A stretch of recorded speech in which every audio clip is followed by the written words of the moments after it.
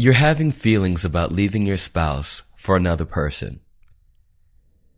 You have a whole lot of obligations, from your children to you obviously being a spouse, and a number of other things.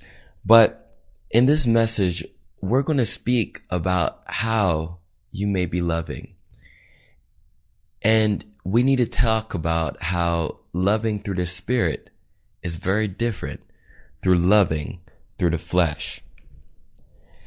Now, this chapter is going to be coming from 1 Kings chapter 11, and we're going to be speaking about Solomon and the love that he had for all these wives and concubines, and in the end, he's made many princesses and everything else. It's important for us to speak about this because a lot of us have not distinguished the difference between loving through the Spirit versus loving through the flesh. A great example is your vows that you made at the altar, right?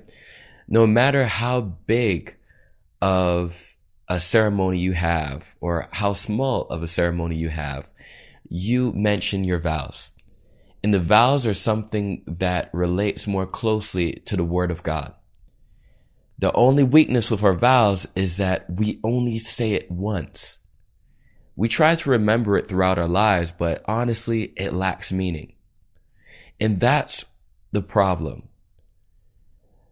We sometimes like to emphasize or paraphrase or summarize the Word of God by using our own words. And when we do that, we lose the true power within the meaning. When we're getting ready to actually pick up the Word of God, we do it on Sundays or Bible study. And the only problem with that is God is not necessarily guiding you to that word, but you're hearing what the pastor wants to speak or teach about for that day. When you build your marriage on a strong foundation, and the strong foundation in which I'm speaking about is the Word of God, is no longer your words. So it's no longer what I feel, is what God tells us we should do based off of His wisdom and His understanding. So hopefully you're starting to understand what loving in the Spirit is all about versus loving through the flesh. When you're loving through the Spirit, it's governed by ordinances and statutes made and created by God.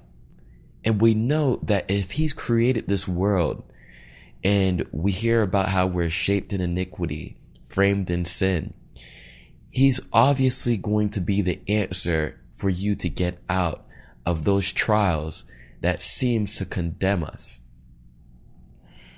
When we're loving through the flesh, however, we are loving through feelings, right?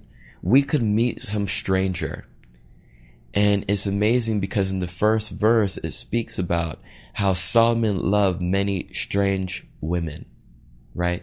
So we could meet a stranger and they kind of sweep off our feet, right? It's kind of like a breath of fresh air to us because we're so accustomed to the same feelings, the same events within our lives, especially within a marriage, that sometimes the flesh just wants some excitement.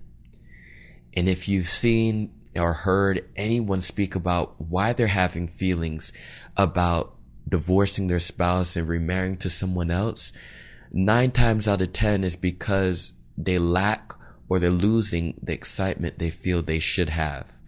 Again, they feel they should have. And so when you start leaning to your own understanding, and this is why television is such a big problem, and just speaking to a lot of single people is such a big problem because they are having that excitement. They embellish excitement, right? That's the reason why they're still single. When you think about why you want to get married, you think about, I want to be grounded. I want to settle down. I want to build a family. I want to have a strong foundation. I don't want to share my heart with multiple people. I want to share my heart with one individual. And I want to strengthen my heart with that individual. And when I want to build my love with that individual. So, but when we see other people and they're having the people of the world, as I'll call them, in their relationships, and for the most part there's a lot of open relationships.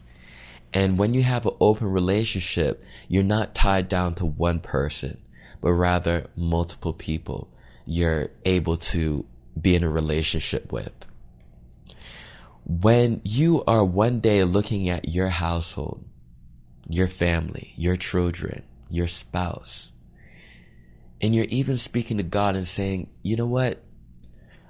I'm having feelings, stronger feelings for someone else. And for a lot of you, you know, you kind of play back and forth in your head and within your heart. These are just feelings, you know, maybe I'll just let it linger, but I'm not going to act on it. But then, of course, you're hearing a lot of people saying, hey, I see that you're not happy anymore. I see that you're not smiling the way that you should be. You should enjoy yourself. You're so young. You're so youthful.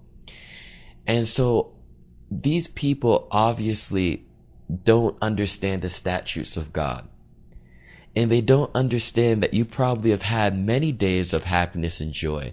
But this is just a season where you're not feeling that great. And honestly, sometimes it's not even tied to your spouse. It's very easy to point the blame on the things that are very mundane within your life, the things that seem to repeat itself. And the reason why it's so easy to blame those types of things, or rather those types of people, is because it seems to be that they're always there. So your mind and your heart is trying to make sense of what you're feeling. And the best excuse as to why it's not feeling the same way about what God has given you is because these people, these burdens, right? Your spouse in particular is always there and always has a problem and always has something to say that is negative. So it's up to us to chasten those feelings with the word of God.